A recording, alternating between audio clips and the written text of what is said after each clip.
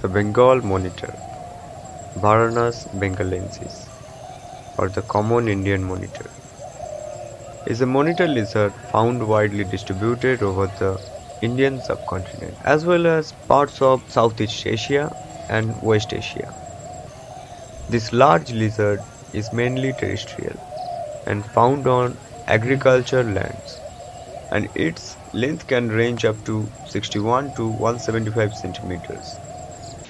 Monitor lizards are being hunted down for their body fat and skin across the India. The body fats are extracted by boiling and the skin are used to be made drumheads. This swampland is home to many other living creatures that soon will extinct.